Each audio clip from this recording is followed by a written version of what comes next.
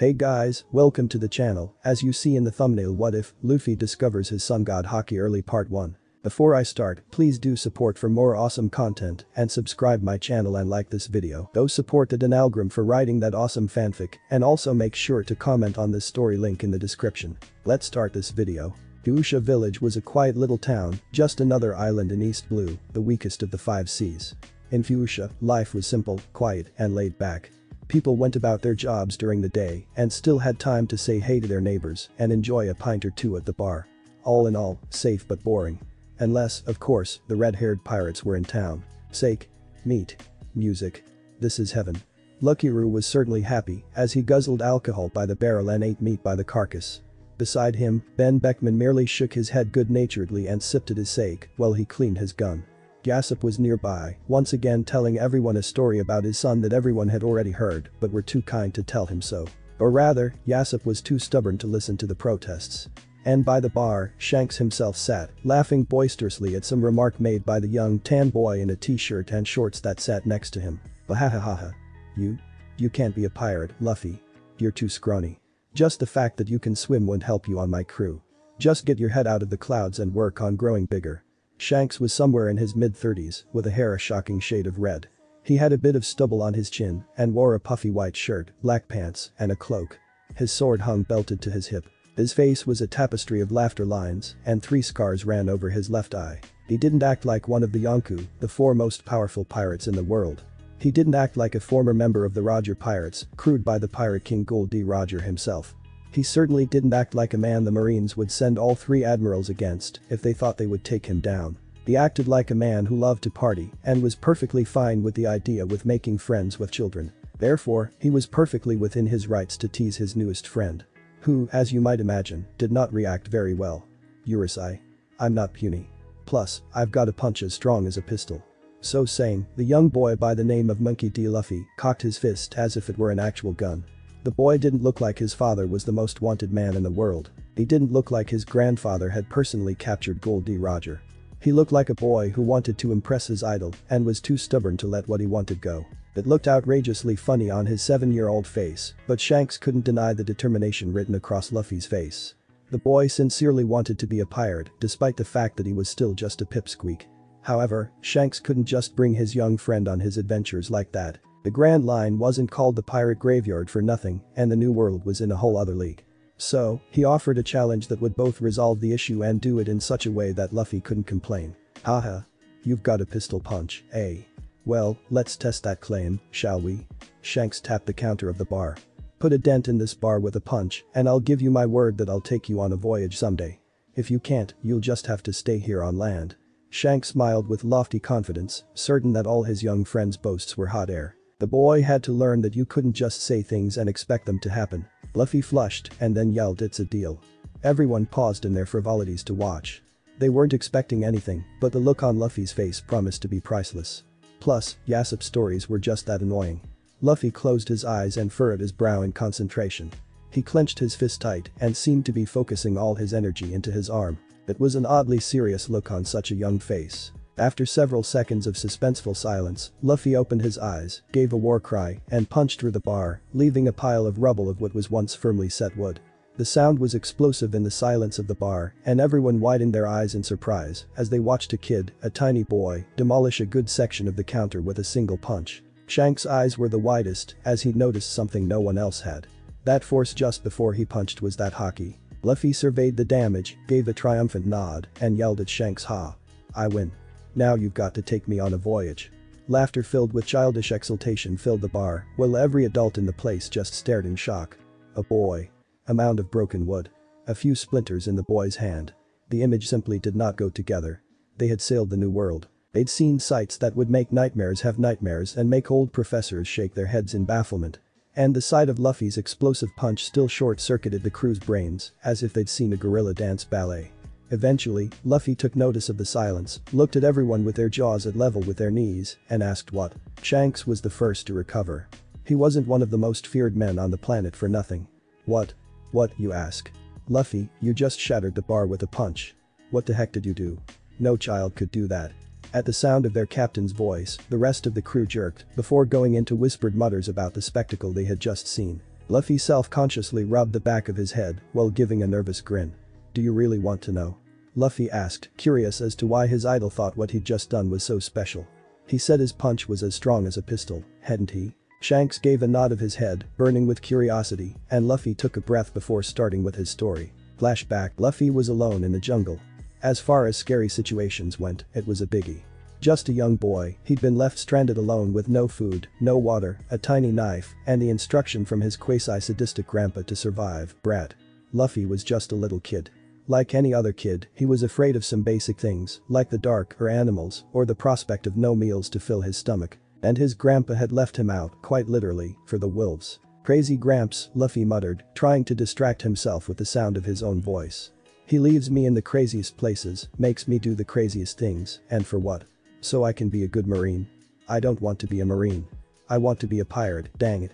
Not just a pirate, but the Pirate King. I want to find One Piece. And he just laughs in my face and tells me to shut up and go survive already. Luffy wasn't a crybaby, but he sure as hell felt scared. He hated it when his grandpa dumped him in the middle of nowhere because it meant he had to find his own food, his own water, and contend with the predators of the region. He was just a kid, damn it. Still a small voice in Luffy's head said. His neglected sense of good reason. What grandpa does to you does make you stronger. You're not even 10, but you already know how to fight animals, build a shelter, and find clean water.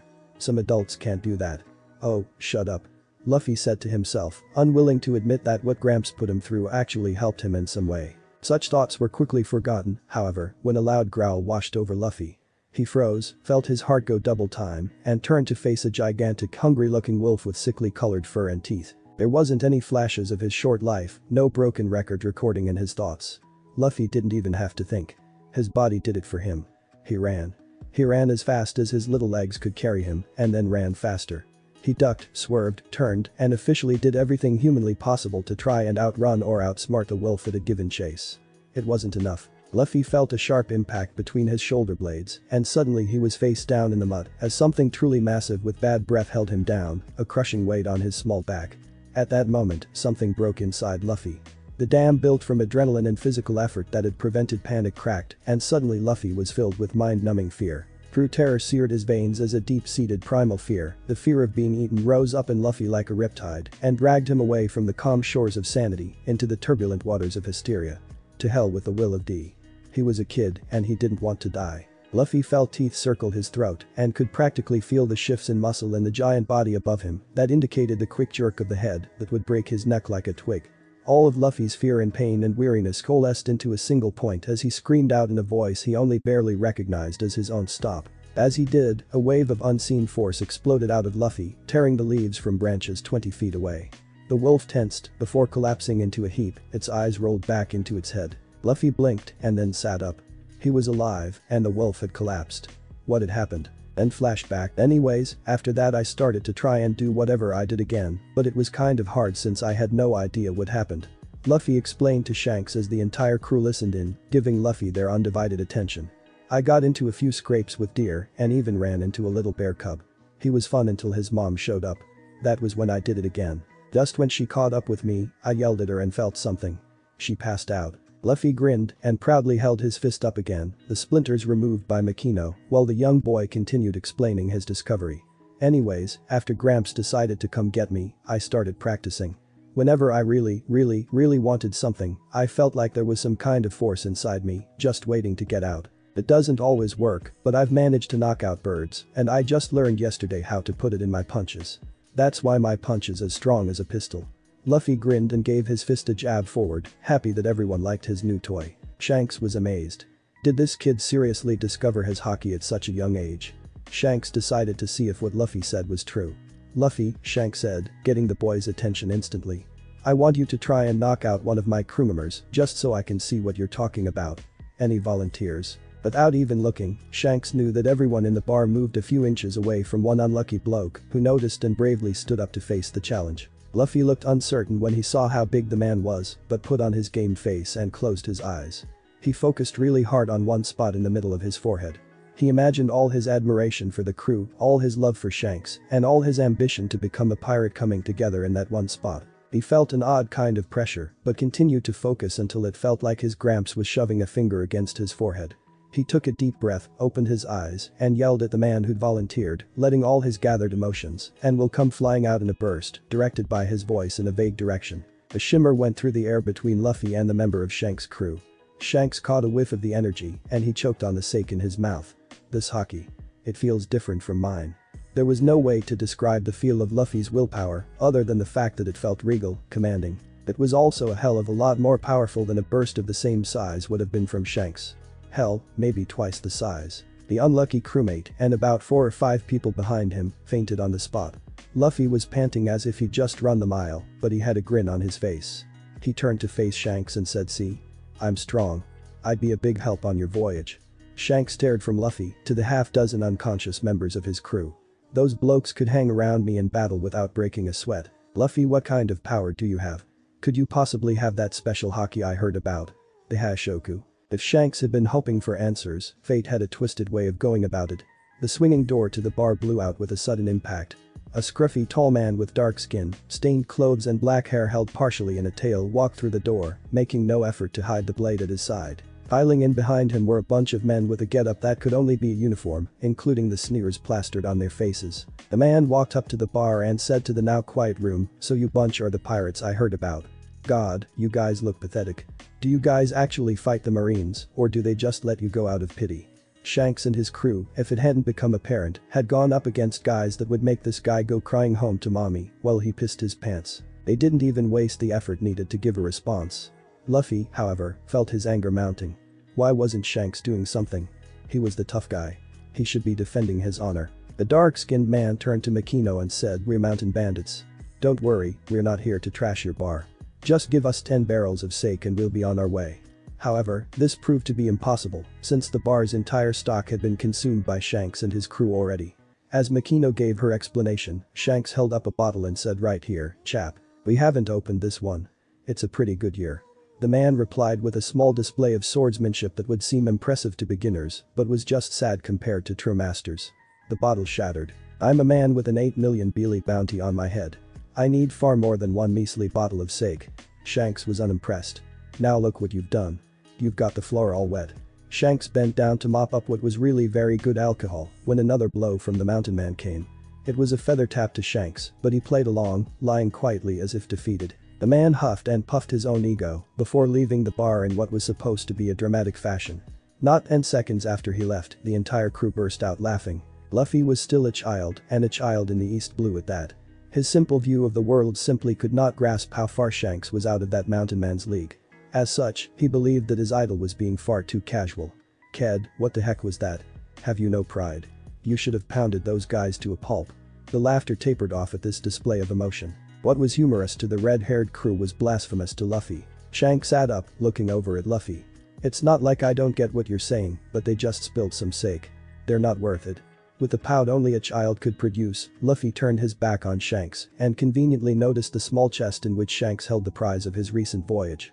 The Gomu Gomu no Mi, one of the most powerful paramecia devil's fruits there were. To Luffy, however, it was just food, and he was hungry. Shanks gave Luffy a moment to cool off and regretted it the instant he turned to see how Luffy was faring and saw the fruit disappearing down his gullet. His reaction was swift, a reflex. "Luffy. Spit that out."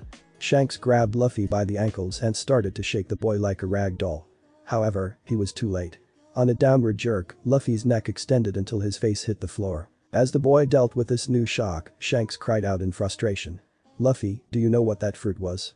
It was the Gomu Gomu no Mi. You're a rubberman, and you'll never be able to swim again." Shanks closed his eyes. His friend's life had just gotten very complicated. It was 2 days later, and the red-haired pirates were preparing to leave for good. The day before, Luffy had challenged the bandits in a fight for Shanks' honor. He'd been brutally beaten until Shanks showed up with his crew. The leader had fled to sea and dumped Luffy in the ocean, only to be devoured by the local Sea King in an instant. Shanks had arrived in time to save Luffy from the same fate, but it had cost him his left arm. He was glad for so low a price. Luffy and Shanks were having a last farewell. Or rather, Shanks was provoking Luffy until he exploded. "Shut up. I don't want to go with your crew, even though I won the bet," Luffy cried, yelling his true feelings for the world to hear. "I'll start my own crew that will be even stronger than yours, travel the world, and find One Piece. I'm going to be the Pirate King." The words seemed to echo faintly, as if they carried the will of fate. Shanks grinned and said, "Is that so? With that, he plucked his favorite straw hat off his head and gave it to Luffy. He leaned forward and spoke in a voice only the two of them could hear. Listen, Luffy. You have a special power, and not just your devil's fruit either. You have the king's disposition. Be careful with it. You have no idea how dangerous it can be. Shanks pulled back and said in a distinctly softer and brighter tone, that's my favorite straw hat. Keep it safe for me, please. You can return it to me as a great pirate. Shanks turned to board his ship as unashamed tears fell from Luffy's eyes. As Shanks waved the island goodbye and set out to the seas he loved, he thought to himself, grow strong, Luffy. With a devil's fruit and the king's disposition, you could become the pirate king. 10 years later, a high-class passenger vessel was making its way along its course. Marines guarded the deck, the captain mingled in the truly fantastic ballroom built into the ship, and the upper crust of the East Blue laughed, danced, and ate tiny tidbits. It was a calm day, with barely a cloud in the sky, and the tides docile for a change. It was a perfect day for napping and having fun. Two Marines were hanging by the guardrail, chatting away when they noticed a barrel floating in the ocean. That caught their attention. Oi! There's a wine barrel in the water. One of them said. It's probably wreckage from whatever poor soul went through that whirlpool. Aw, well. Won't do him any good now. Let's haul it up. The other one said. So saying, the two cast out a line and with a bit of effort hauled the barrel up to the deck. Ooh, it's pretty heavy. There must be a lot. The two were grinning at their good fortune to be able to wet their throats. Their smiles withered and died the instant the call came from the crow's nest and the sound of cannon fire came from across the water. Pirates. I see pirates. It's the Alvida pirates. Every Marine on the deck instantly broke out into action, their training taking over as Alvida's bombardment continued. The barrel was knocked askew in the confusion and rolled away towards the lower decks. It was barely noticed by the Marines, whose efforts were for naught. They'd been ambushed, and the pirate ship pulled up alongside them in a matter of seconds. On the deck of the pirate ship, a truly hideous woman stood at the forefront. She was the size of small whales, had freckles in all the wrong places, with flat black hair covered by a cowboy hat and beady eyes. She held an iron mace almost as big as her as a staff, with her crew arrayed around her. This was Iron Club Alvida, the woman worth 5 million Beely. Man, who's the fairest on all the seas? Alvida asked. Her crew let out a full, if insincere, yell of Alvida-sama. The woman grinned, revealing slightly yellow teeth, before yelling charge. In a flurry of motion, the crew leaped over onto the other vessel to raid, pillage, plunder, and otherwise pilfer their weaselly black guts out. Mini disclaimer. Don't own POTC. Alvida stayed behind and surveyed the damage before noticing a quivering little boy still on the ship. He had glasses and light pink hair. Koby. She yelled, instantly getting a frightened reaction from the boy. Head over there now. Or face the club. With a menacing snarl, Alvida prepared to swing Koby over to the other boat like he was a golf ball with her club. The boy broke out in frantic gibbers going far too fast to understand as human speech and threw himself over to the other ship. He quickly made his way to the relative piece of the lower decks. Whew. That was close. Now, I got to do something or Alvida will kill me. Koby, rather meekly, started to look around for something he could actually lift and could count as swag. This looks like a pantry. Koby surveyed the room before noticing a large wine barrel lying on its side. That looks interesting. Maybe Alvida will be okay with that. The boy set himself to the task of moving the barrel, but it proved futile as his weak limbs failed to move it an inch. It won't move. Maybe I should just go away and find something else. Koby was just about to leave when 3 of the crew walked in. Hey, Koby. What are you doing here and with that barrel? Koby went into his panic mode, but managed to stammer out TTT there WW was this BB barrel SSOI I thought that maybe I should BB bring it up. The 3 men noticed the barrel and what it contained and got greedy little grins on their faces. Despite Koby's weak protests, the 3 set the barrel upright and prepared to open it and guzzle away. Just as they were about to descend on the wine, the top blew outward as a young man with black hair, tan skin, a red vest, blue shorts, and a straw hat burst out of the barrel, his fist stretching out to hit the flunky nearest him, his eyes closed in pleasure. What a great nap. The mystery man yelled, seemingly unaware had he just knocked a pirate unconscious. Alvida's crew members couldn't have been more surprised if Alvida had shown up 200 pounds lighter whilst performing the can-can. The man opened his eyes and then stared at the unconscious pirate at his feet confusedly. What's this guy taking a nap for? He'll catch a cold. Laws of the universe bent, anatomical features shifted, and suddenly the 2 conscious pirates had pure white eyes, larger heads, and shark's teeth. It's your fault, Dumbus. They yelled, their instincts to public displays of idiocy kicking in. The mystery man paid them no heed, climbing out of the barrel and turning to Koby. I'm hungry. Do you know where there's food? He asked, acting as if he had not burst out of a barrel and clobbered a pirate without conscious effort. The veins in the pirates' foreheads showed and they drew their swords and charged. Koby squealed in fear and cowered while the man slowly turned his head to face the onslaught. The swords were raised, battle cries were yelled, and the top halves of both swords snapped off and flew towards the ceiling as the stranger gave a swipe of his hand. The pirate's eyes widened in awe as the man before them snapped steel with a flick of the wrist. The man stared at them with slight annoyance. "What are you doing, playing with these things? They're sharp, someone could get hurt." The men stood gaping for a second before turning tail and running while dragging their unconscious nakama. The stranger scratched his head. What was with them? "Ah, well, it doesn't matter." The stranger turned to face Koby again. "So, can you show me where the food is now?" Koby was wide-eyed as he looked up at the man. "Who are you?" he asked, wondering who on all the seas could be so strong as to break metal without effort. The man gave a wide grin and said, "I'm Monkey D. Luffy. Nice to meet you." Luffy paused for a second before opening the nearest door after smelling the air like a hound. "Mushy," he yelled in wild joy before descending like a piranha among the crates of food in the tiny box of a room. Koby went into the room and closed the door behind him. "I hope they don't find me in here," Koby muttered to himself before turning to look at the most interesting thing he'd seen in his short life. A man that had appeared from nowhere displayed incredible strength, hopping up and down like a kid on Christmas morning while he practically inhaled every scrap of food his hands came in contact with. Koby felt certain that the human stomach couldn't hold that much food, but he refrained from saying so. Luffy-san?" Koby tentatively asked, drawing Luffy's attention away from a crate of apples. "I don't mean to be rude, but where did you come from?" Luffy grinned, displaying the numerous chunks of food caught in his teeth. "I was sailing near my village with my pet when that big whirlpool came by. It really took me by surprise. But I managed to get in that barrel and I decided to take a nap. When I woke up, I was here." Koby's eyes widened as Luffy nonchalantly discussed surviving a whirlpool as if it were no big deal. Koby chuckled nervously before gathering his courage. "Luffy-san, you have to leave here. This ship is being raided by the fearsome Alvida-sama. Since you hit her guy, you'll get the iron mace. You really need to get out of here." Luffy's eyebrows went up, pausing in his chewing. "A pirate ship? Does that mean you're a pirate?" Koby blanched before frantically shaking his head. No, not at all. "Well, kinda, I guess. It's complicated. 2 years ago, I went onto a boat with the intention to fish, only to discover it was a boat taking pirates back to their ship. Here," Koby shivered in remembered fear. "They forced me to work for them, threatening me with the iron club. Still, I don't want to see Luffy-san hurt. I just met you, but I wouldn't wish the club on anyone. You've gotta escape." Luffy shrugged in a total lack of concern. "Even so, I'm still hungry. Besides, I can just beat up this Alvida person if she gets in the way." Koby's eyes reached dinner plate size before near reflexive mutterings of impossible came out of his mouth. Luffy knocked Koby on the head, knocking him out of it. "What's the big deal? I'm strong, and besides, I can't die here. I haven't become the Pirate King yet." Koby gaped in shock. "Pirate King? Then, Luffy-san is a pirate." Luffy nodded, still chewing on the food. "Impossible. The Pirate King is a man with wealth, fame, and power, everything in this world united in one man. The last king, Gold Roger, was the only man to conquer the Grand Line. Impossible, impossible, impossible. Luffy-san will surely die if he tries to become the Pirate King." Luffy stopped eating here, his eyes becoming shaded by his straw hat as he stood up. "It's not about whether or not I can do it," Luffy said quietly, drawing Koby's attention. Luffy plucked the straw hat off his head, looking at it and reliving the memories that went with it. "I promised the man that gave me this hat that I would gather a crew and become a great pirate.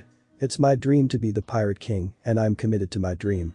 I don't care if I die pursuing it." Koby was shocked into silence by the raw determination behind the statement. Koby could see that Luffy truly would die chasing his dream. Luffy grinned suddenly, breaking the somber mood, putting the hat back on his head. "Aw, well. Now I've gotta find a ship. Maybe the pirates will give me one. If they're good people." Luffy started for the door, brushing past Koby. Said boy was in the midst of an emotional crossroads. My life or my dream? Can it be that simple? Koby recalled the 2 years of work and fear, breeding in him the desire to just stand aside and let others have their way. That impulse was suddenly being chalked by Koby's childhood dream to be a marine. Koby took the deepest breath of his life before standing up. "Luffy-san," Koby said, making Luffy pause. "We've only just met, but you've inspired me." Koby looked up and a new light was shining in his eyes. "You've given me courage. I'll run away from Alvida and become a marine. It's my dream to catch bad guys." Koby was on a roll now, making his way towards the door with Luffy. "I'll leave Alvida." "No, I'll catch Alvida." Whatever Koby was going to say next withered and died as the roof of the room exploded, leaving wood, metal, and a seriously pissed off pirate mistress with a big ass club to fall to the ground. Koby's heart practically gave out while Luffy turned to watch this interesting development. Who are you going to catch? Koby. Alvida's beady eyes turned up to glare at the pink-haired boy who was suddenly a gibbering wreck. Alvida raised her gaze to look at Luffy. So, you're the guy who knocked out my man. You're not that bounty hunter Rarano. Who are you? Luffy didn't as much as blink at the dramatic entrance. A pirate, he said, internally wondering who the hell this person was. Alvida grunted before returning her gaze to Koby. Koby, who's the fairest on all the seas. Koby jerked before stumbling through that O of CCC course as a Alvida SSS before he was interrupted. Luffy pointed at Alvida and asked Koby who's the hag. Everyone in hearing distance froze, their eyes going wide and their jaws unhinging as they processed the suicidal comment. Alvida's forehead became a tapestry of tick marks before bellowing in rage die. With a minor effort, the obese woman brought down the solid ton of steel down on the spot Luffy had occupied, keyword being had. Luffy, as nimble as his namesake, jumped out of the way, grabbed Koby, and hopped up onto the deck, all the while smiling like an idiot. Koby screamed in unadulterated fear before he was dropped onto a spot of deck a bit behind where Luffy landed. Stay there, you'll get in the way. Luffy said, his smile softening the words a little before turning to face the Alvida pirate crew who were still in a semi-state of shock. Who's first? Luffy asked, cracking his knuckles in anticipation. The crew seemed to gird itself before a few of them surged forward with a battle cry. Luffy grinned before implanting his fist in the first one's skull, jumped to avoid the swipe from the second before giving a punishing headbutt before finally giving a kick to the guy that crept up behind him. All three men went down without as much as a sound. Luffy grinned and crossed his arms. Is that all you got? He asked, as if the whole affair were good fun. The entirety of the crew stared in awe and fear at the effortless defeat of their nakama, while one lone swordsman climbed the deck behind Luffy. With a cry, the man leapt and made to slash Luffy in half. Luffy turned to look at the assailant before frowning. What happened next left the crew speechless with confusion. In the moments before the blade hit home, Luffy glared at his attacker. The next thing anyone knew, the man was unconscious on the ground in front of Luffy, his sword still in hand. Luffy glared with disapproval at his would-be assassin. Didn't anyone ever tell you that attacking from behind isn't fair? The crew stared for a few more seconds before adrenaline and mob psychology kicked in and they charged Luffy as a massive horde. Luffy proceeded to run across the deck with a comic expression of fear on his face. It's unfair to attack with more people too. The chase proceeded across the deck, somehow avoiding Koby, before Luffy's hand snagged on the mast.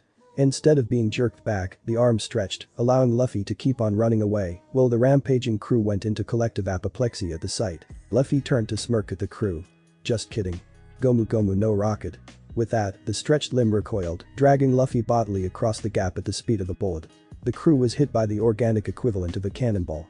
Just as Alvida managed to reach the deck, her entire crew laid sprawled out across the deck. Koby stared in shock at Luffy. Luffy grinned and said, I'm strong, remember? Alvida narrowed her eyes. So, you have the power of the devil's fruit. I thought it was just a legend. Luffy grinned and pulled on his cheek, the skin and muscle stretching like taffy. I'm a rubberman. Luffy proclaimed proudly before letting the cheek snap back, allowing him to give a sly smirk. Not only that, but I've got a super secret thing up my sleeve. There's no way you can beat me. Alvida grimaced before charging forward with her massive mace held above her head. Don't take me so lightly. She yelled in fury, bringing her mace down on Luffy's head. Luffy stayed in his exact same position before a smile spread across his face. Luffy glared up at Alvida, who was sufficiently freaked out that the man's skull hadn't cracked. I'm rubber. That won't work on me.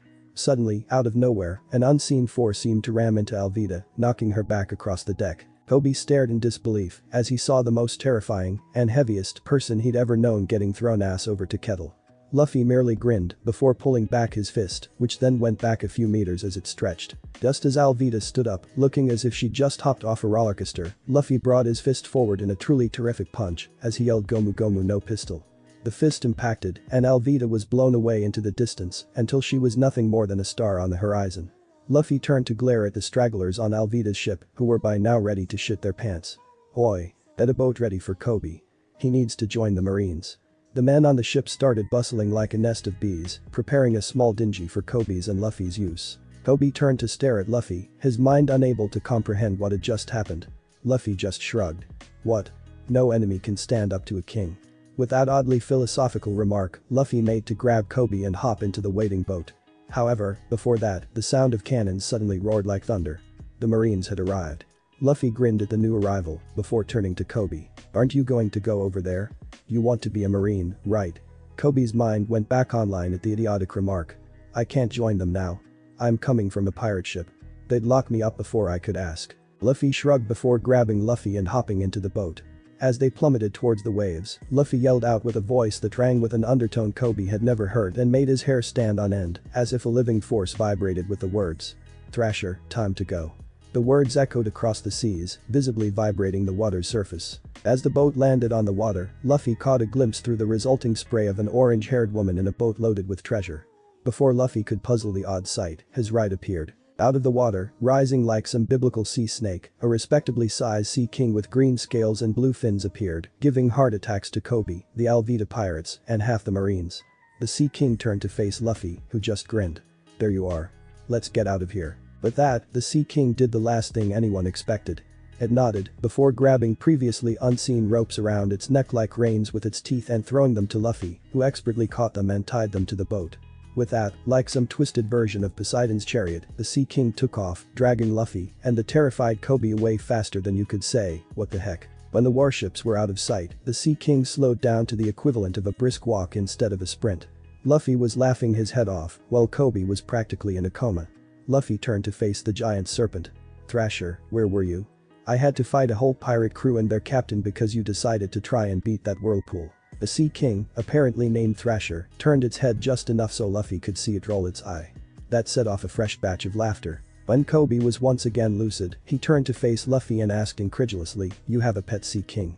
Luffy nodded with that giant grin on his face again. "Yep, I've trained him since I was 12. It was tough to get him to listen, but he reacts really well to my Haki, so now we're in a coma. He's my most favorite pet." Thrasher chose that moment to splash a large quantity of water in Luffy's face with his tail, in a gesture that was supposed to be affectionate. Koby took a deep breath before just writing it off as just another rule of nature Luffy had decided to break. Koby then asked in confusion, "What's Haki?" Luffy grinned, and that was all the warning Koby got. Suddenly, it was like an earthquake was happening inside his brain, rendering everything he saw into jumbled quadruples and throwing his thoughts every which way across his cranium. When Koby woke up, there was dried foam on his lips and the sun was in a different position in the sky. Luffy was in the same position as before. He started explaining while Koby sorting everything out. "I don't know exactly what Haki is. I just know that really strong-willed people, when their ambition is strong enough, develop a special kind of power. That's called Haki. I have a very special kind of Haki, called the King's Disposition, or Hashoku Haki. That's much more powerful and can do a lot more things than normal Haki. I've been working on it for 10 years, experimenting and mastering it. I can do everything from knock people out, to make my fists strong enough to tear through steel, to make animals understand me. I can even make some things move at a distance. Let me tell you, it's really changed what kind of person I am." Luffy grinned before continuing. "I'll be honest. I'm fun-loving and gullible.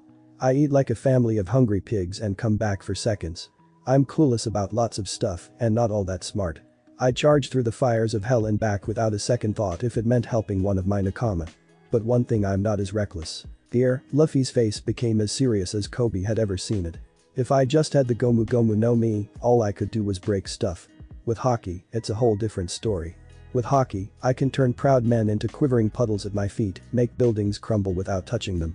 I can't afford to just go rushing in, guns blazing, or else I won't just leave beat up bad guys. I'll leave bodies, rubble, and men with broken spirits. This power is more a curse than a blessing." Koby gave a shiver as the implications of what Luffy said sank in. What it must be like to live with the knowledge that if you lost your self-control, even for a second, you could shatter and destroy everything around you without trying, without moving. Koby sensed that whatever Luffy had done to him had been akin to a poke on the forehead, and he was still trying to catch his breath. If Luffy went all out, started going on a rampage, there wouldn't be a battle, there'd be a war zone. Luffy gave a sudden laugh, and the tension abruptly evaporated, leaving Koby feeling happy and safe once again. "Anyways, I'll just have to be careful on my adventures. What good's a king if he doesn't leave anything to rule over? I'll just focus on the big fish." Luffy sighed, before staring off into the sea, as if imagining the day he would command them. "Hey," Luffy asked Koby. "Who was that Roranoa guy Alvida was talking about?" Koby blinked, before going pale as a sheet. "Roranoa is Oro, the pirate hunter. They say that he's like a demon in a human's flesh. He goes around thirsting for blood, living only for the bounty. He is the terror of the East Blues pirates. I hear that the Marines locked him up somewhere." Koby chuckled before wondering aloud, why do you ask? Luffy grinned in such a way that Koby suddenly felt afraid of the answer. I thought I might make him part of my crew. If he's a good person. Koby gaped before sputtering, impossible, impossible. He's been locked up because he's a bad guy. You're a pirate, he's a pirate hunter. He'd kill you. Why would he become a pirate anyway? Impossible, impossible, impossible. Koby was abruptly bonked lightly on the head by Luffy. Would you hit me? Koby asked, nursing the knock on his noggin. Just because. Luffy said, laughing without a care in the world as the two sailed through the East Blue with Thrasher leading the way. It was approximately a week since Luffy had popped out of the barrel and he'd already gotten to Nakama. His swordsman and first mate sat in a semi-coma in the boat Luffy was on. His hair was a shocking shade of light green, his body tan and muscular, wearing a white shirt, green waistband, and black pants. Next to him, in a place of glory, were 3 swords, 2 of them standard with black scabbards, while one was white and a much higher quality than the other 2. The man was Rorano Zoro, pirate hunter turned pirate, whom Luffy had saved from the clutches of the corrupt axe-hand Morgan. I hope Koby does okay. Maybe he'll forgive me one day for blasting him full of Haki to convince the Marines he wasn't with me. Luffy turned his gaze from Zoro to the other boat, which was occupied by his navigator. The woman had shockingly orange hair, wore a miniskirt with a very tight blouse, and black boots. Her collapsible staff hung from her thigh like a garter. This was Nami, the pirate thief that had entered into a temporary alliance with them for the sake of treasure, after witnessing their awesome strength when they'd clobbered the Boogie pirates and their captain. Man, I wouldn't want to be Boogie right now. He's literally just a head, 2 hands, and 2 feet. Aw, well, serves him right for destroying the town and bad-mouthing Shanks. Luffy grinned as the memory of their confrontation with Boogie popped into his head.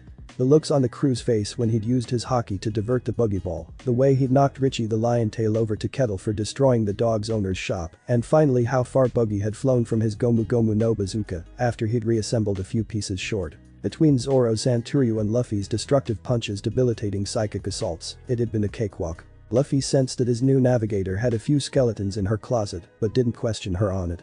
If his Nakama had secrets, she had secrets. It was as simple as that. Currently, the trio was floating along the ocean in the boat Nami had stolen from Boogie and the ship Luffy had gotten from Alvida's crew. Thrasher had stopped speeding them along in favor of doing a little hunting and sunbathing. Considering the weather and lack of an emergency, Luffy was content to let the playful Sea King have his fun. It still freaks me out that you have a Sea King for a pet, Captain. Zoro said, making a random remark merely to alleviate the boredom that wrapped around them like gauze. Luffy shrugged. His pet was his pet. Despite the fact he'd slightly dismembered Shanks, Thrasher was good company and damn useful. So, he stayed. Nami, who had seemed particularly creeped out by Thrasher's presence since she'd seen him, decided not to comment. Instead, she put on a no-nonsense face and proclaimed, listen up. We've decided to go to the Grand Line, all the most powerful pirates on the planet will be there. We can't go there with 2 rafts. We need a real ship. Zoro raised an eyebrow. You treat money like it's worth more than the air you breathe, and you're the one to suggest we buy a ship. You're sounding like a hypocrite, woman. Nami flushed red with anger and was about to deliver heaven's fury upon the man's head, pirate hunter or no, when Luffy abruptly yelled out in childish glee, an island. I see an island. Maybe there's a meat store there. Set course for that island. The interruption served to cease Nami's growing homicidal thoughts and succeeded in drawing Thrasher's attention. With a final sigh roar of contentment, the massive sea snake expertly hooked up to the ropes connecting the 2 small ships and started hauling tail. In a matter of seconds, they'd reached the shallows. Luffy grinned at his pet and even stretched out his arm to give the beast a pat on the head. Good boy. Now you can go back to relaxing. Just promise to stay in calling distance. Thrasher gave a small bob of the head before diving into the deeps to explore the surrounding seascape. As he left, the boat scraped against wet sand and the budding Straw Hat crew stepped onto terra firma. Luffy grinned and examined the surroundings as Nami consulted her maps to find info on the island and Zoro stretched. Suddenly, Zoro was gripping the handle of his katana. Put on alert, Luffy and Nami scanned the cliffside to find whatever had set the swordsman on edge. They got their answer when pirate flags tied to sticks rose up all across the bushes at the top of the cliff face and projectiles suddenly erupted against the sand at Luffy's feet, making him dance. Out of nowhere, a man appeared at an outcropping halfway down the cliff. His bushy black hair was slightly tamed by a green bandana. He wore brown overalls, yellowish boots, and had a bag slung over one shoulder. His most prominent feature was his thin 3-inch nose. Halt. He yelled out in a vaguely overdramatic fashion. If you're planning on taking over this island, forget about it. I'm the captain of the pirate crew that rules the village. Men and children adore me as Captain Yusuf. Leave right now, or my 80 million men will crush you all. This was all said in a tone that practically screamed liar, but that was lost on Luffy. His eyes started sparkling, and he gave his trademark yell of Sujay. His mind was already creating images of an epic battle between massive hordes of pirates and himself, with his strength eventually emerging victorious when Nami brought that bubble crashing down. Please, he's obviously lying. If you're going to lie, make it believable. Usopp gave a jerk, as if honestly surprised that she'd seen through it, before resuming his extravagant tone, shouting 80 million might be an exaggeration, but my men are more than a match for you. Nami gave a little grin, asking, you mean all three of them? At her words, 3 kids with oddly shaped heads popped out of the bushes and started running away, screaming all the while. Usopp was now thoroughly deflated, but he seemed to muster some kind of desperate courage. He pulled out a slingshot and a pachinko, before lining up with Luffy, who had his hat shading his eyes. Alright, I lied about all that. But, you still can't come here. As you saw, my skills with a slingshot are greater than that of a pistol. I can't allow you to pass, my honor won't allow it. That's why people call me Usopp, the Proud. As if to contradict his words, Usopp's entire body was trembling with fear. His aim remained steady, however. Luffy grinned. He liked this guy. It was time to test his character. Risk your life. Luffy said, drawing confusion from his crew and Usopp. With that shot, you will risk your life, Luffy repeated, looking up to stare at Usopp. This isn't a kid's game. But those words, Luffy brought his Haki to the surface, not actively using it, just shaping it into a kind of vibe that wouldn't be agreeable with the faint of heart. Zoro was unaffected, being pretty tolerant of Luffy's Haki, though Nami seemed a tad sweaty. Usopp, at the other extreme, went into near convulsions of fear. Luffy's eyes never wavered from his stare. Zoro added fuel to the fire with the man before you is a true pirate, don't toy with us. Slowly, Usopp sank to his knees, slingshot forgotten. I should have known, he said. The words of a true pirate are much more intimidating than my own. He hung his head. He was still conscious, which told Luffy a whole lot right there, such as the fact that despite the man's obvious fear of conflict, he had an iron will that he might not even be aware of.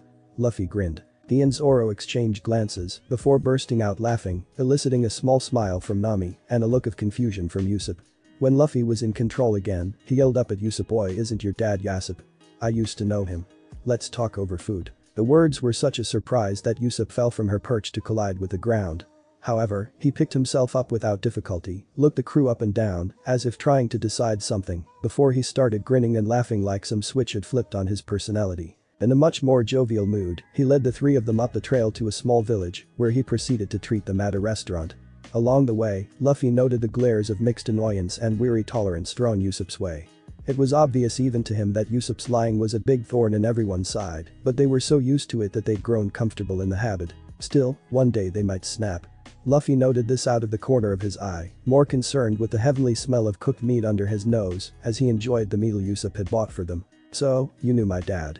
Usopp asked, waiting until the odd pirate crew had started with their meal. Luffy nodded vigorously, simultaneously consuming meat and apples at a rate that would make a lesser man sick. "Yeah, he was on Shanks' crew when they were based at my village," Luffy said, taking a break in his feasting. "Your dad was a pretty cool guy. He was the best marksman ever. He once shot the wings off a fly while I watched. He was also always talking about his son, saying how he wished he could be with him." Luffy grinned wildly. "I heard so much about you growing up, Usopp, my ears practically fell off." Usopp grinned insanely, as if Luffy had just given him the best news of his life. "My father talked about me, you say? Bragged, even?" Luffy nodded, returning to his food for a while. Usopp seemed to be on an endorphin high for a little. Considering the relaxed atmosphere, Zoro chose that moment to ask some questions that had been burning in his mind since he met Luffy. The swordsman must have patience, but Zoro was really curious. "Captain," Zoro started, gaining Luffy's attention. "I was wondering about something. You said that your special power is merely an upgraded form of a force that exists in all strong-hearted individuals. Is it possible that I have Haki? If so, what can I do with it?" Luffy blinked, the question being one he hadn't expected, before he mulled over it in his head. His knowledge of Haki was sketchy at best, mostly speculation based off his own powers and what little information he heard from travelers who stopped by Fuchsia village. "I'm not sure, but it's likely that you have Haki of your own, since you've been training for years solely to achieve your ambition. It wouldn't be as strong as mine, but basically it would be a kind of spiritual steroid. The force of your will would make those with weaker hearts feel drained or even collapse, and your blows would be amplified, I guess. It's hard to explain, but when I use my Haki in a punch, it's not so much that my fist is harder or stronger, it's just that there's something else there, like iron wrapped in steel. The spirit of my fist is attacking the spirit of my target. Not many things are naturally faced with psychic assaults, so they crack on that side of the scale, making it much easier for my fist to break it, as above, so below. Here, Luffy grinned like a madman. If you could do that with your swords, that would be so awesome. It's settled, I'm teaching you how to use Haki. Luffy turned to face Nami. Maybe I could teach you too. You're a girl, and all you know how to do in combat is hit things with your staff. You'll need all the help you can get. Nami darkened at his calling her a girl, but logic forced her to concede the point. Her skills lied in deception, stealth, and the occasional bout of seduction. In a physical fight, she'd be crushed. Luffy laughed in joy at the monumental idea. It's only fair that my crew knows how to use Haki when I can. Plus, Haki cancels out some parts of Devil's Fruit powers, so we'd have a huge edge in the Grand Line. Why didn't I think of this? Zoro responded, because you're an idiot, Captain. He said it with a straight face. Luffy nodded, knowing that it was true. He might have forced a modicum of self-restraint into himself and might have been a tad more observant because of that, but at heart he was a bumbling fool.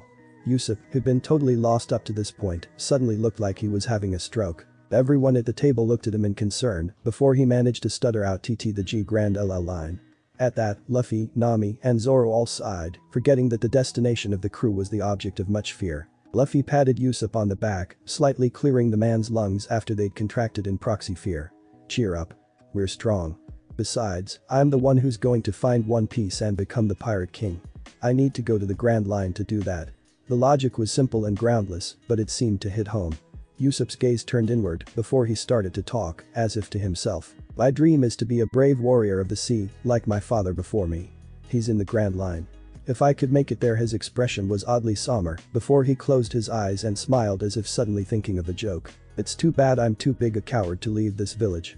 I like you guys, but with all respect, you're sailing to your deaths. Still, is there any way I can help you? I want to be able to say I at least tried to help. Luffy grinned before shaking his head. It was up to Usopp to realize that his heart had already decided. Focusing on the present, Luffy addressed the immediate problem for the crew. Now that you mention it, is there a place we can find a ship? We can't keep going around in two small boats, or at least that's what Nami says. I don't see why, but she's the smart one, so he failed to notice how Nami flushed slightly at the compliment. Usopp looked as if his first instinct was to lie and say there was no such place, but then his mouth closed as he started to consider it. He'd promised, hadn't he? Besides, this man had the kind of aura that made Usopp want to earn his trust, not abuse it. Debating internally, he finally decided to take the right-hand path. Well, I'm friends with the Ojisama that lives in the mansion up the hill. She's been depressed since her parents died, and I've been amusing her with my lies. Maybe if I put in a good word, she'd consider having a ship commissioned for you. Is that okay with you guys? Luffy grinned, looking to see identical smiles on his Nakama's faces. Let's give it a shot. But first, we finish eating.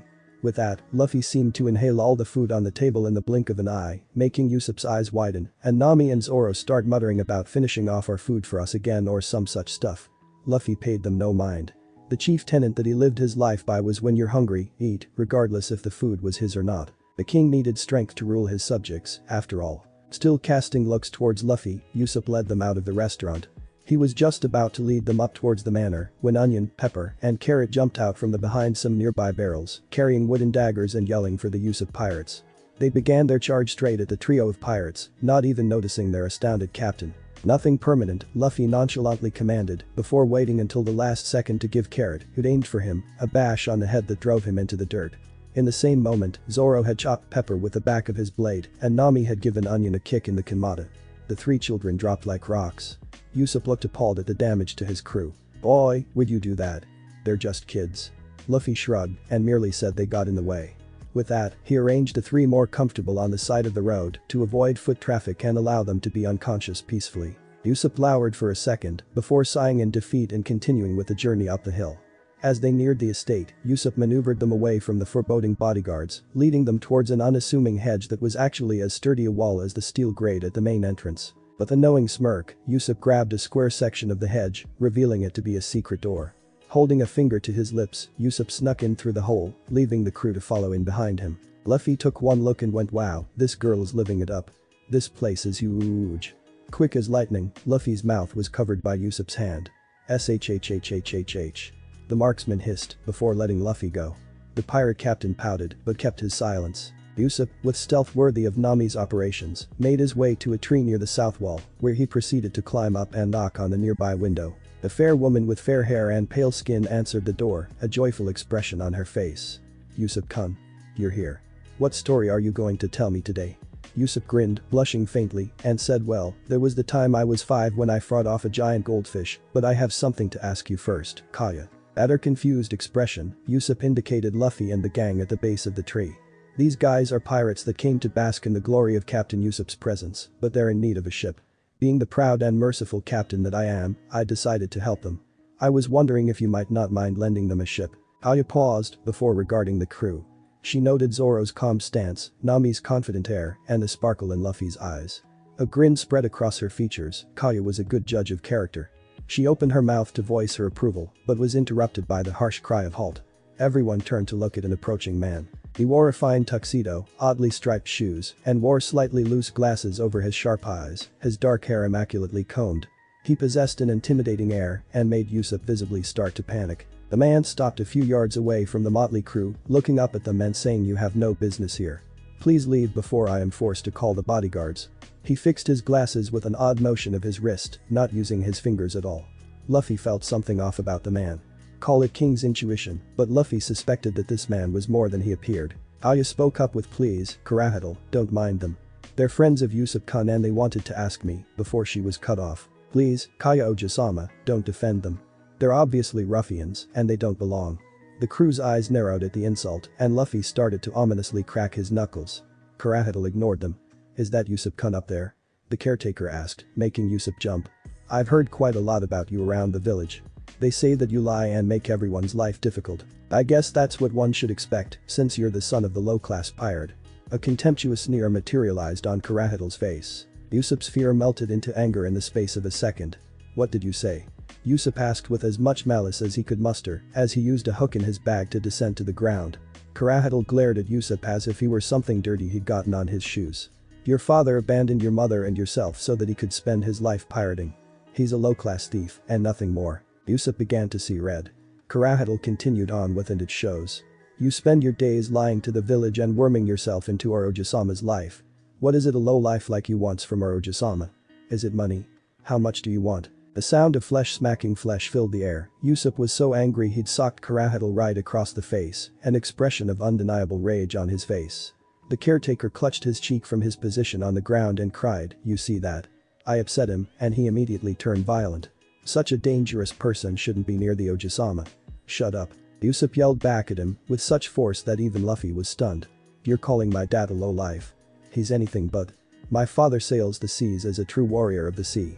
I'm proud to be related to him, for I'm the son of a pirate. A baby flicker of Haki, too small to be felt, burst forth from Yusuf as he said this, making Luffy pause in his advance to join Yusuf in hitting the caretaker. Wow, he used Haki just by proclaiming his pride in something. This guy really isn't just a coward. Unexpectedly, Zoro wasn't forced to hold Luffy back. Instead, Luffy gave a grin. Yusuf had just become the object of Luffy's whims, and that was a place no sane person wanted to be. Luffy yelled Yusuf. The man turned from his glare at Kurahadal to regard Luffy with curiosity. Don't just say it, prove it. Luffy chuckled encouragingly. We need a marksman, join our crew and be a true warrior of the sea like your dad. Yusuf's eyes widened in surprise, while Zoro and Nami just grinned a little at their captain's antics. He'd snagged a pirate hunter and a pirate thief so far, so a pirate heir was par for the course. Before the long-nosed man could even process the offer, Kurahadal stood up. He dusted himself off and said, how you low-lives decide to gather together does not concern this household. All of you. Leave now. Yusuf glared at him one last time, before turning to leave the way he came, Luffy and the crew following behind him. On any other day, Luffy would have socked the man all the way to Fuchsia village, but today he had a man to convince that being on the Straw Hat crew was the coolest thing in the world. No. Yusuf said, crossing his arms with finality. Ah, come on, why not? Being a pirate's fun. We get to go adventuring, do whatever we want, and see the world. What more could you want? I'll even make it a point to go looking for your dad. Please come with us. It was shortly after the group had left the mansion, and Luffy had kept up a non-stop barrage of wheedling, which had so far been unsuccessful. Yusuf was obstinate when it came to leaving his home. As he'd repeatedly said, what would the Yusuf pirate crew or Kaya or the villagers do without my lies to excite them? Of course, the people in question would have told Yusuf in a heartbeat to follow his dream, but Yusuf didn't take that into consideration. Luffy, on the other hand, didn't care. I don't care about that. You are going to be part of my crew. Yusuf threw up his hands in exasperation before an interested expression came on his face. Ooh, what's that? Everyone turned to look at nothing. When they turned back around, a small dust cloud in the distance was the only thing to mark that Yusuf had ever been with them. Zoro sighed. I'll give that guy one thing. He can run like hell. Nami nodded in agreement, impressed that someone could run that fast. Luffy sighed. Damn, and just when I was wearing him down. Now, we need to find him so I can keep working on him. As the three were walking down the path, they came upon the slowly awakening Yusuf pirate crew. Luffy grinned at the lucky coincidence before making his way over. Luffy crouched near them and asked, "Oi, where does your captain go when he runs off?" The groggy trio looked up at who was talking to them before realizing it was the guy who'd kidnapped their captain and knocked them out. Monster. They yelled in sync before attempting to crab walk away as fast as humanly possible. Luffy, however, had an unfair advantage and stretched out his fingers to snag the three before bringing them back. Luffy frowned as he said, "Oi, you don't have to overreact. You just have to tell me where Yusuf goes when he needs to think and I'll let you go." He stretched. The three yelled, now in a blind terror. Luffy sighed, tired of his ability freaking people out, and exasperatedly asked one last time. "Where does Yusuf go to think?" The cliffside. He goes to the cliffside. He just stares at the ocean to soothe his aching heart. The three of them said, as if it had been rehearsed. Luffy smiled wordlessly and let them go. They ran for the hills with almost as much speed as their captain before them. "You have such a way with children," Nami remarked sarcastically. Luffy shrugged, not really caring. "You two, stay here and rest for a bit. If I am not back by sunset with our marksmen, come looking for me." Not even waiting for an answer, Luffy took off down the road in the direction he thought the coast was, leaving an exasperated Nami and hibernating Zoro behind him. In a matter of minutes, Luffy had reached the coast. Yusuf was indeed there, staring off at the waves. "I know you're there," the man remarked as Luffy walked up. Luffy sat down next to Yusuf, not saying anything yet. He could sense that Yusuf was wrestling over something. The breeze was comforting as the two sat there at the border of sky, earth, and sea, while one of them dealt with an internal crisis on an unprecedented scale. "When I was a boy," Yusuf eventually said, getting Luffy's attention. "I used to go running through the village like I still do today, screaming that pirates were coming. I did it because I hoped if I said it enough times, it would come true. I wished that I would see my dad's ship on the horizon and know that I wasn't alone in this world. But he never came." Yusuf sighed heavily, staring at his hands. "It never even occurred to me to go looking for him myself. I was too cowardly. So, I just stayed here and kept lying to everyone, including myself. It's all I know how to do. But you guys," Yusuf shook his head with an unrecognizable emotion. Wonder. Disapproval. Something else. "You guys are so vibrant. Not an hour ago, I didn't know you existed, and yet you've done more exciting things in the time I've known you than I've had my whole life." Yusuf chuckled to himself. "I want to go with you, I truly do. But, how can I? I've got onion and pepper and carrot. There's also kaya. I can't just pack up and leave." Luffy touched his straw hat and brought it down to shade his eyes. He spoke up suddenly. "When I left Fuchsia village, it was just on a fun little dip into the waters around my island. I expected to sail around, have some fun, but eventually go back and see the mayor and my grandpa and Makino-san. Instead, I wound up floating in a barrel that was picked up by a pirate vessel." Luffy laughed to himself as Yusuf stared at him incredulously. "You know what a pirate is? It's not some tough guy that goes around stealing from people or pissing off the marines or even sailing through the Grand Line. A true pirate is a man who throws away his old life, all his friends and family and his home, for the sake of his dream." Luffy turned to face Yusuf with a serious glint in his eyes. "To become the pirate king, I never got to say goodbye to the people close to me. To become the greatest swordsman, a pirate hunter became a pirate. To get 100 million Beely and draw a map of the world, a thief that hated pirates traveled with 2 of them. Is your dream strong enough for you to leave Kaya and your friends behind?" Yusuf shuddered as the weight of the question fell on his shoulders. Fortunately for him, he didn't have to answer right then and there because of the arrival of 2 very suspicious people at the bottom of the cliff. Yusuf turned to look at them. One of them wore a cowboy hat, heart-shaped sunglasses, and had some odd goatee. His wardrobe looked like it had come out of the closet of some demented disco dancer, and he was toying with an odd steel ring in his hand. The other man was none other than Kurahito, the caretaker. Luffy was curious as to why the high and mighty guy was meeting at such a strange place with such a strange guy, and joined Yusuf in quietly listening to their conversation from their lofty perch. Kurahito turned to regard the odd man. "Django, I thought I ordered you to remain inconspicuous. I find you lying in the middle of the road asleep with 3 kids. Don't tell me that you still have that problem." Kurahito fixed his glasses again, acting in a completely different manner than he had at Kaya's home. He was darker, more commanding, and much scarier. The man spread his arms out in a calming gesture. Calm yourself, Captain. I was just showing off to some kids. Anyway, what is this about? Your plan to insinuate yourself in the Ojisama's life and steal her fortune has played out beautifully for the past 3 years. My men are in place and raring to go. What possible reason do we have for this meeting, Captain Kuro? Unbeknownst to the man, he had just provided a goldmine of information to the 2 young men above them. See Captain Kuro? As in, Kuro of the Thousand Plans. He was one of the most notorious pirates in East Blue in his time, his planning abilities were unmatched. But, the Marines executed him years ago. To think, Kurahito was secretly him all this time. Usopp shivered next to Luffy, who was regarding Kurahito Kuro with confusion. This guy used to be a pirate. Why is he hanging around here on land? If there was one thing Luffy knew, it was that no true pirate could resist the call of the sea. Either this Kuro guy was weak-willed, Luffy concluded, or he was really just that greedy for Kaya's money. The newly revealed Captain Kuro sighed in annoyance. Django, how many times must I tell you? We cannot simply kill the girl. You must hypnotize her into writing a will, leaving everything to her caretaker Kurahito, namely me.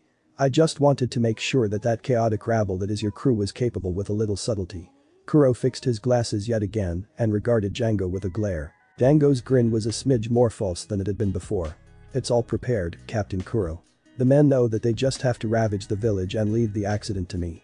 We just need your signal tomorrow at dawn. Usopp was having a panic attack. Kuzo, this is bad. I've got to warn the village. But I can't move or they'll see me. What to do? The choice was taken out of his hands when Luffy, quite visibly, stood up and yelled, quite audibly, "Oi! Don't you dare think about hurting the Ojisama." Usopp did an odd little feint at Luffy's recklessness. The 2 men turned to regard Luffy and consequently Usopp. Django looked surprised, while Kuro merely looked annoyed. Luffy was angry. Why were they being so cowardly? A pirate faced his fights head-on, they didn't scurry around in the dark like these 2. He was so angry that he didn't even hear it when Kuro confronted the 2 of them and Usopp threw up his translucent lies. He did take notice when Django started to wave his chakram on a string. When I say 1, 2, Django, you'll fall asleep. 1, 2, Django. Luffy felt odd. He felt really sleepy all of a sudden. It would be a really good idea to take a nap. The next thing Luffy knew, he was in a position that would, with his stretchiness, provide whole new levels of carnal pleasure had he been so inclined. However, he was slightly uncomfortable. Luffy stretched out, sighing contentment as he always did after a good nap. But wait, wasn't he just on top of the cliff? Luffy opened his eyes and looked around in confusion. He was at the bottom of the cliff, in a slight crater. Nami was looking at him with a frustrated expression, Zoro was readjusting the sword he'd used to poke Luffy awake, and the collective Usopp pirates were staring at him in shock. To Luffy's surprise, the sky shone orange and rose. It was sunset already. Luffy cocked his head, trying to sort the information, but not doing so well. Zoro sighed and said, "Captain, why on earth were you down here? You look like you fell asleep up the cliff and fell down here." Luffy connected the dots and stood up suddenly. "Zoro, Nami, something happened. Usopp and I were talking when the caretaker and this weird guy showed up. He called the caretaker Captain Kuro or something. They said that they were going to attack the village and steal the Ojisama's money at dawn tomorrow.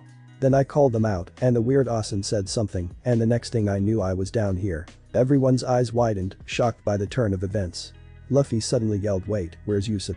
Luffy looked around and, finding the long nose absent, started running down the path to find him. The others were forced to keep pace as their captain started running off into nowhere, while the 3 children's own worries for their captain surfaced, as the man had been acting very different when they'd seen him running towards the village. Apparently, one of Luffy's relatives had had a kid with Lady Luck or something, because they found Usopp on the path coming towards them.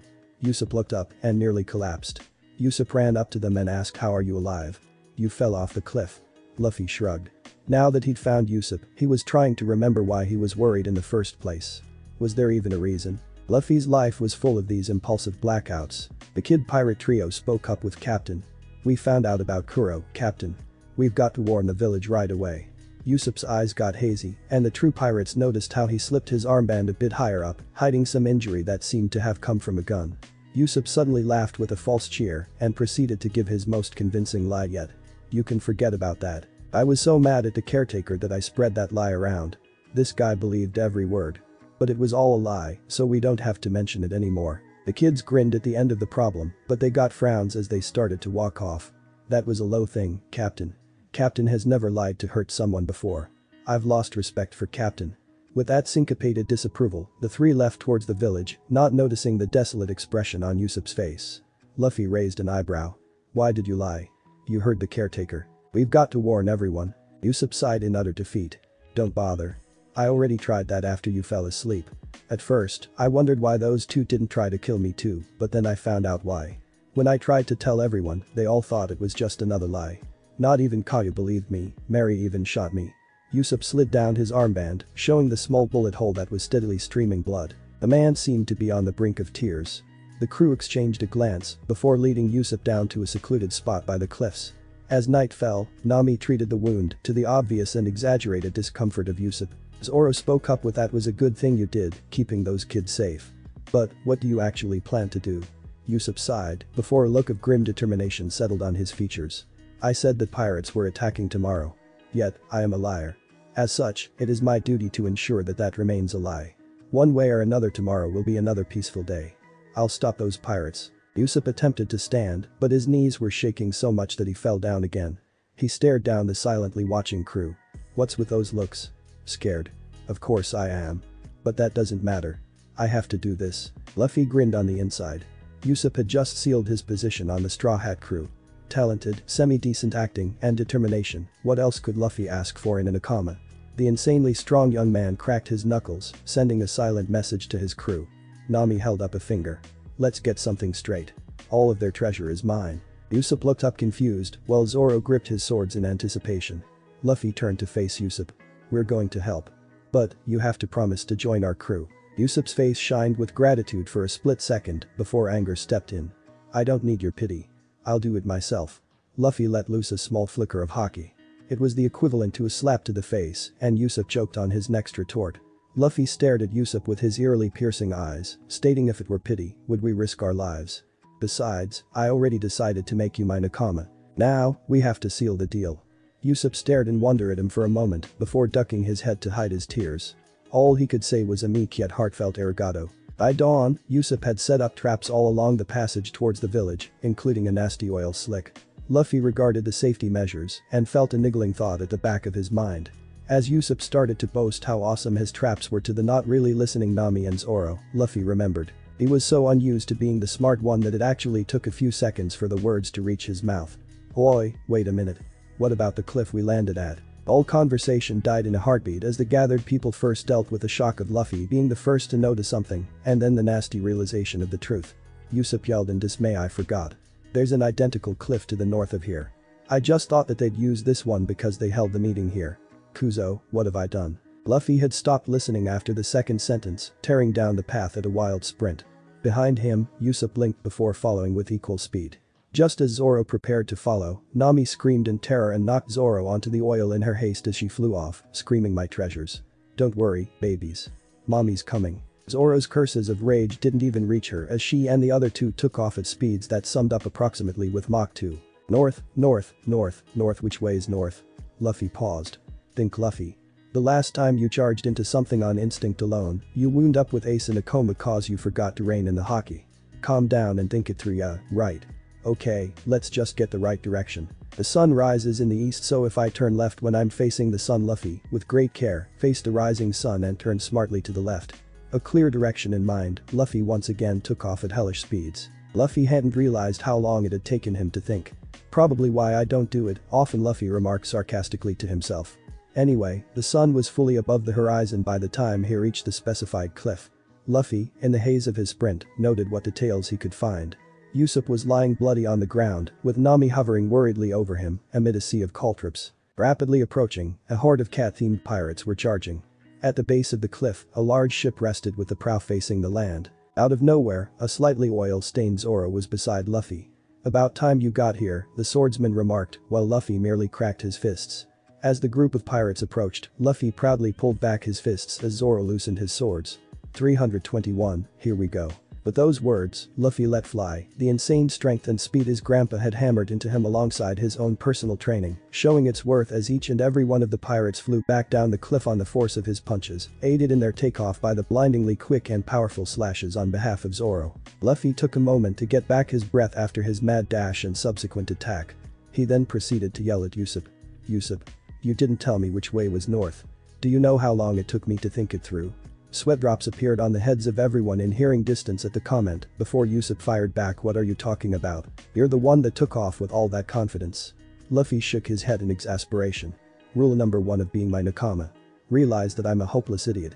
That run was just a reflex, pure instinct. Luffy spared himself more self-inflicted embarrassment by turning his attention to the pirates.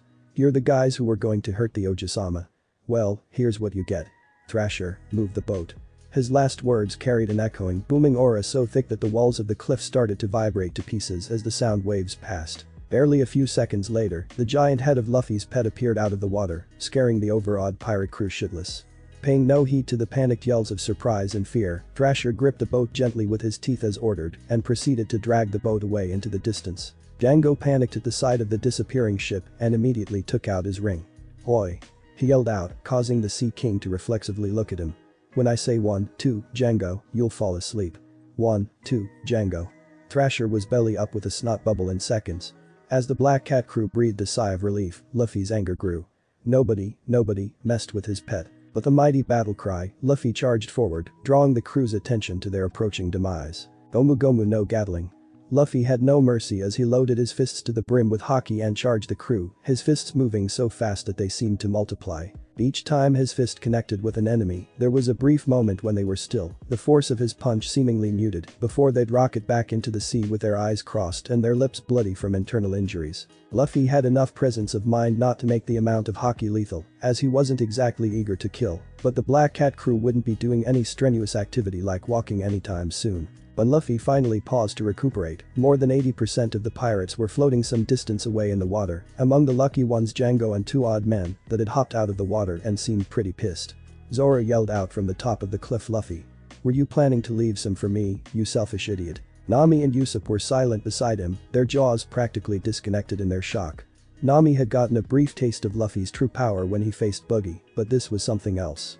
Hell's bells, he might just be stronger than Arlong. Usopp, on the other hand, had never seen anything like this. Maybe he'd hit his head yesterday morning and this was all a crazy dream. Sure, that would be more believable than the godlike strength this one man seemingly possessed. A pet Sea King, some weird force that knocked around his thoughts and now fists that took down all those pirates in one move. Yep, definitely the head injury. Django was now officially scared for his life, while the newly arrived Siam and Butchie were in a rage to find that someone had harmed the ship. Thrasher's teeth had left marks, and the 2 ship guards took any damage against the vessel as an act of war. As the 2 prepared to turn this kid into casserole, an angry voice abruptly broke the air. "What the hell is going on here?" Everyone turned in unison to stare at the new arrival. Former captain of the Black Hat crew, Kuro of the Thousand Plans. The man carried a gym bag over one shoulder, and his face was livid. Kuro was enraged. The idiots that he once called his crew had been late, and when he arrived to see what the holdup was, he found the ship afloat off the coastline, failing to notice the slightly submerged slumbering Sea King beside it, over half his crew unconscious in the water, and the brat still alive. Kuro saw this as his crew deciding to have some fun in the sun instead of doing their job, and was consequently ready to kill. He wasn't even going to bother asking for an explanation. He was going to kill the crew ahead of schedule and drag Django bodily to hypnotize the Ojisama afterwards. With practiced movements that hadn't deteriorated in the intervening 3 years, Kuro opened the gym bag and expertly withdrew and donned his infamous cat's claws, thickly padded gloves with a thin katana at each finger. As Kuro prepared himself, Luffy's crazy stamina made itself known as the youth was suddenly ready for another round. He quickly issued orders to his crew. It wasn't fair for him to hog all the fun. "Zoro, you got the 2 weird guys behind me. Usopp and Nami, handle the weirder guy. The caretaker's mine." Usopp might not have officially joined the crew, but the tone that Luffy used broke no argument. Still not entirely sure that this wasn't a vastly complicated hallucination, Usopp pulled out his slingshot. The beauty of fighting like a coward was you didn't have to move. Nami grimly assembled her staff, thinking of the treasures she'd acquire from the pirates after this mess to motivate her. Zoro, meanwhile, looked like a kid at Yuletide. He assumed his classic stance, with a blade in each hand and between his teeth. Kuro narrowed his eyes, but paid no heed. The kids could play around, but he was going to get his crew for this. Kuro, moving too fast to be seen, suddenly rushed forward, intent on making his crew pay for their ineptitude. Luffy's eyebrows raised in surprise before he threw a punch. The impossible happened. Kuro was hit when using the stealth foot. As if it were a signal, Zoro and Nami rushed forward to deal with their assigned enemies as Usopp lined up his sights. The still furious ship guards rushed forward to deal with the sword guy charging them, not even bothering with the slip of a girl that passed by them. Django, now so frightened that his hair had started to turn white at the roots, grimly took out his chakram. He'd deal with the girl before running away. But Zoro, I'm going to step away from the third person limited that's developing around Luffy when the crew fights when Luffy's not there, just so you know. Zoro charged forward, his swords practically a part of his body as he held them. His oath to Kaya, his normal motivation, was suddenly fighting for top spot with his awe over Luffy's display of power. The young man had decimated almost an entire crew with one move. Zoro was forced to admit that he couldn't do that. I claim to want to be the greatest, yet I pale next to a brawler. Swordsmanship is a destructive, subtle art, and it's losing out to raw force next to Luffy. I must get stronger. I'm nowhere near where I need to be to fight him. I've grown arrogant, thinking this level is sufficient. If I can't beat these guys in one move, then I'll train until I can do with one sword what I can do with three. Note: I'm slightly merging Zoro's personality with Lee's from Naruto. For the sake of our mutual sanity, it won't reach that level, but I just thought that I should give a heads up. Siam and Butchie took the offensive. Nico Yanagi Takemshin, they cried, before rapidly slashing with their clawed gloves. Zoro expertly stopped the assault cold with his swords. The two pulled away before Zoro could pull off a move. The two seemed to be discussing a new battle plan, but Zoro ignored them. Silently, he got into the stance of one of his strongest Santuryu techniques. Feel the power of the stance, channel the power of the blades to their fullest. The world slowed as Zoro focused on the move harder than he ever had, almost feeling it as a comfortable presence beside his soul. Suddenly, Zoro realized that he was feeling something within his soul. It felt alive, wild, the essence of the primal joy Zoro felt when he really let loose. Is this Haki? Zoro didn't question how he had discovered the force or how he knew what it was, he just added it to the stance. Zoro gently seized the feeling, as if it were an animal, and focused on nothing else except the stance, the move to come, the blades in his grip. He felt the feeling cover his entire body, making him feel jittery, but he remained still as a statue. The partners had finished their plan and rushed forward to deliver a combo attack that would end this man's life like it was nothing. Tiger hunting prey, Zoro intoned, the words further refining his focus on the attack he would deliver. As the two came into range, their hands pulled back to deliver crippling slashes. Zoro moved, his blades coming down in a graceful, beautiful, yet deadly movement.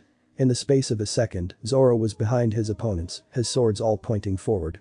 The veteran pirate seemed frozen for an instant before their chests erupted, blood gushing out in a morbid yet artistic spray. Zoro felt exhausted, as if he'd put his entire being into that one attack. "I kinda did," Zoro remarked to himself as he started to sheath his swords.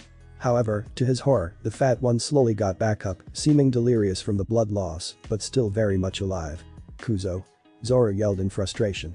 He still wasn't strong enough. That was it, he'd dissect his style to the roots and learn it all over again.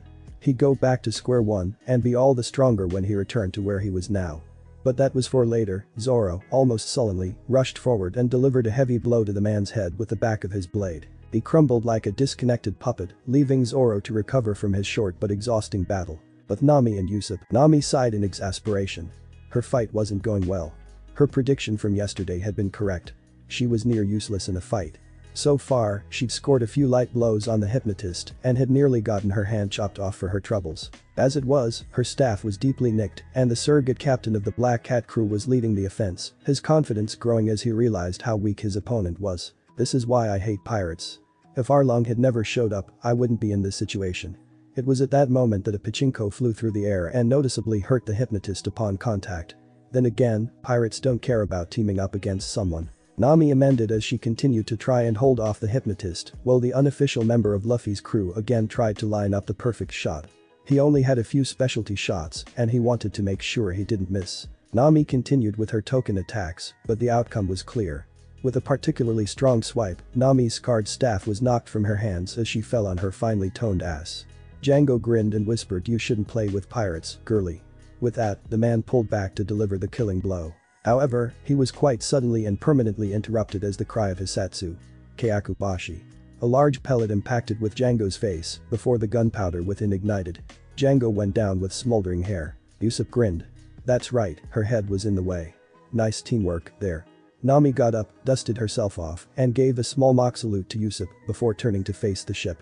"Treasure," she whispered, a line of drool emerging from a corner of her mouth before she hopped across the prone bodies of Luffy's victims to the ship. The members of the crew that had survived Luffy's onslaught tried to remain unresponsive as Nami used them as stepping stones. Captain Kuro was mad, so they were going to hide like their lives depended on it, as was probably the truth. Nami expertly pillaged the ship down to the bilges, disappointed with the lack of shiny things. "You'd think they'd have more loot than this," she muttered to herself as she returned to the deck. She turned to the sleeping behemoth that was Luffy's pet. Nami had a deep-seated fear of all large creatures that came from the sea, a result of the constant presence of Arlong's own pet. Still, this was her ride back to shore, as her well-trained eye saw that the ship was soon about to be caught in a current and float out to sea. Nami took a deep breath before assuming her Luffy tone. "Get up, Thrasher. You take me back to land this minute or there'll be hell to pay." "Got it." Thrasher was up and at attention in seconds. Though Nami was not aware of it, she shared many characteristics with Mother Sea Kings: hoarding, bossiness, the ability to bat those much stronger than her like flies, etc. And Thrasher was having trouble telling the difference. Oddly compliant, the overgrown sea snake took Nami back to land as the battles on the shore came to a close. With Luffy was a bit annoyed at the moment. Despite his best efforts, Kuro wasn't a bloody stain on the ground. The guy could move, and while Luffy could keep up if he really worked at it, it was still kind of hard to catch the guy. Plus, those cuts were really annoying. Luffy couldn't use Haki. The guy moved too fast, and he might hit his friends. He knew he could win, it was just a question of how hard this guy was going to go down. Kuro, on the other hand, was shocked that he was being so evenly matched. His entire reign as top dog on the East Blue had been derived from three things: his plans, his claws, and his speed. However, against this boy, they were all neutralized. This was an unforeseen fight, and Kuro had no info on his opponent's abilities. Strike 1. The man also seemed immune to pain, as the numerous deep cuts he'd scored seemed to have no effect, whereas a lesser man would have been twitching on the ground in pain. Strike 2. Finally, the boy was able of keeping up with his while he used his stealth foot, which was an unheard of feat. Strike 3. To top it all off, the guy had eaten the devil's fruit. The odds were less than favorable. Kuro decided to try to psych his enemy out. "Why do you fight so hard? You've done all this to help but nobody Usopp." "Why?" Luffy's gaze hardened. His voice was questioning when he answered, "He's going to be a part of my crew, what other reason do I need?" Kuro scoffed, his views overriding his common sense, which was screaming that he shouldn't annoy this man. "That is stupid, a crew is merely a bunch of thugs meant to do your bidding. They are expendable, mere pawns, why should you risk yourself for one of them?" An unhindered wave of fear crashed through Kuro when he met Luffy's eyes after that statement. For inside those normally cheerful orbs, a look of pure malice had taken residence. The ground literally shook as Luffy involuntarily unleashed a blast of Haki, yelling, "What do you take your crew for?" Kuro blacked out for a second as the spiritual onslaught is him. In that second, Luffy crossed a distance between them, his fist already pulled back. "This is for Usopp. Gomu Gomu no pistol." Kuro barely had time to cough up blood in surprise before he was sent flying at a rocket. As he impacted the water, a fountain fully 10 yards high came up. The crew, their act forgotten at the shock of their captain's defeat, was suddenly addressed by a deceptively calm Luffy. "Get out of here," was all he said. The crew needed no more encouragement. Kuro's and Django's highly battered yet miraculously alive bodies was saved by a brave crew member before the entire mass of pirates swam for their lives towards the rapidly disappearing form of their ship, not even paying attention to the Sea King going the other way. As Luffy took a while to regain his breath, he found the entirety of his crew around him, including Usopp, whose pain had lessened somewhat. Luffy grinned. "Well, that was an interesting experience. But now I'm hungry." It was true, Luffy's stomach was giving off a few impressive growls. Usopp shook his head in dull wonder. This guy just took on Captain Kuro and about 5/6 of his crew, and the first thing he thinks about is his stomach. Zoro patted him on the back in sympathy, almost causing the long nose to collapse in newfound pain. "Welcome to the crew," Zoro said, totally unapologetic about the whiteout of pain he'd just delivered. Once the quartet had run into Kaya on the way back, herself coming to help them after discovering the truth from a Bloody Mary, no pun intended, and the crew had it easy. Kaya had the finest doctor in town treat the wounds, with a special bonus to keep him quiet. Usopp insisted on making sure his lie remained a lie. After that, the highly gracious and thankful Kaya had allowed them to all stay in her mansion, while a recovering Mary supervised the construction of their new ship, which was meant to be a surprise. It was a few, rare quiet days of relaxation among the crew. Usopp, having finally bowed to the inevitable when it came to Luffy, had started to integrate himself in the crew.